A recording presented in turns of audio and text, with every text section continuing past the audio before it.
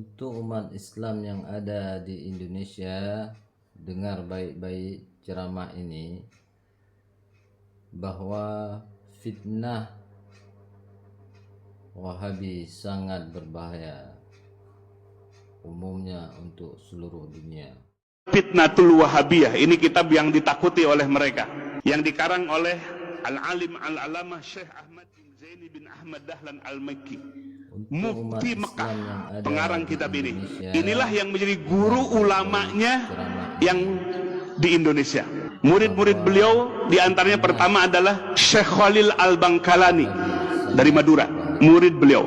Yang kedua adalah Syekh Ahmad Khatib Al-Minangkabawi dari Minangkabau, Sumatera Barat, murid dari Syekh Ahmad bin Zaini bin Ahmad Dahlan. Yang ketiga adalah Syekh Nawawi Al-Bantani dari Banten. Dan banyak murid-murid yang lain, murid-murid beliau yang jadi ulama di Indonesia. Nah, beliau dalam kitab ini disebutkan, Bapak Ibu sekalian, beliau hidup di abad ke-13 Hijriah, menyaksikan langsung. Beliau mufti Mekah bermadhab Syafi'i. Beliau menjelaskan dalam kitab ini dari sisi tarikh dan sejarahnya beserta ajaran dari Wahabinya. Dari sisi kesejarahannya, Bapak Ibu sekalian, bahwa Muhammad bin Abdul Wahab ini sudah diprediksi oleh ayahnya sebagai mufti, oleh saudaranya dan kibarul ulama pembesar, bahwa orang ini akan menyebarkan kesesatan yang besar. Sehingga terbukti Muhammad bin Abdul Wahab ini mengkafirkan orang-orang muslim. Wa tusila bizalika ila takfiril mukminin.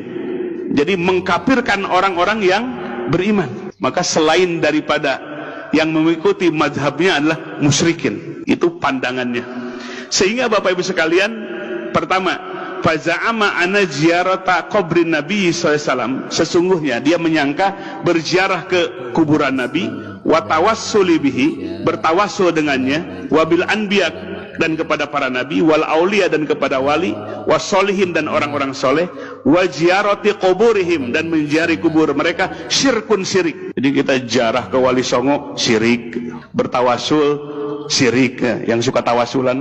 Wa anna nidaan Nabi sallallahu alaihi wasallam inda tawassul, menyebut Nabi, ya, nida kepada Nabi, memanggil Nabi dalam tawasul, syirkun syirik. Dulu Muhammad bin Abdul Wahab ini bekerja sama dengan seorang amir di mana? Di daerah Diryah. Ya, Diryah itu di sekarang Saudi Arabia, di Najd. Ya, bekerja sama dengan seorang amir Ad-Diryah, namanya adalah Muhammad bin Saud, sehingga negaranya sekarang disebut Saudi Arabia.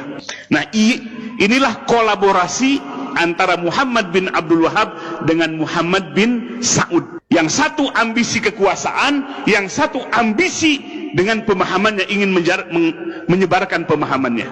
Sehingga di dalam sejarah, ke dalam kitab Fitnatul Wahabiyah ini, jumlahnya tidak terhitung yang dibunuh oleh pemahaman ini, dengan jumlah yang sangat banyak, karena memadukan kolaborasi antara penguasa dengan orang yang menyebarkan madhab Wahabi ini.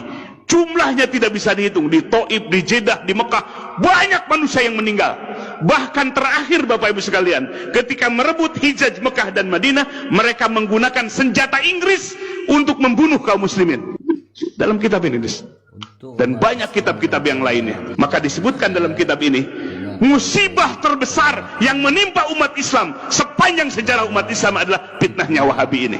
Maka sekarang, Bapak Ibu sekalian, mereka ganti kulit, nggak mau disebut Wahabi, maunya disebut Salafi. Padahal paham yang mereka pelajari dan kitab-kitab inilah yang mereka pelajari semua. Jadi Bapak Ibu sekalian, ini sungguh memprihatinkan. Kenapa? Karena mereka menggunakan pemahaman seperti ini, pemahaman yang merusak, yang membelah-belah kekuatan umat Islam, yang memecah belah kaum muslimin. Kaum muslimin disebut orang musyrik, bahkan lebih syirik dibandingkan dengan Abu Jahal dan Abu Lahab.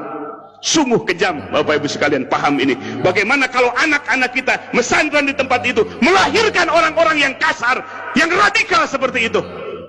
Maka oleh sebab itu, kita jangan kecolongan. Kita bukan memecah belah umat, tapi mereka yang memecah belah umat dengan kitab-kitab yang dihadirkan dan pergerakan dakwah mereka, terutama di Indonesia setelah Presiden Soeharto lengser. Mereka berleluasa, biaya dana yang besar dari Saudi Arabia, dari Kuwait, dari Qatar, masuk ke Indonesia untuk menggerakkan, menyebarkan pemahaman ini. Maka oleh sebab itu Bapak Ibu sekalian, kita sebagai warga ahli sunnah wal jamaah, warga Nahdiyin, punya kepedulian besar untuk melindungi umat dari pemahaman yang radikal seperti ini. Takfirul mukminin, mengkafirkan orang-orang yang beriman.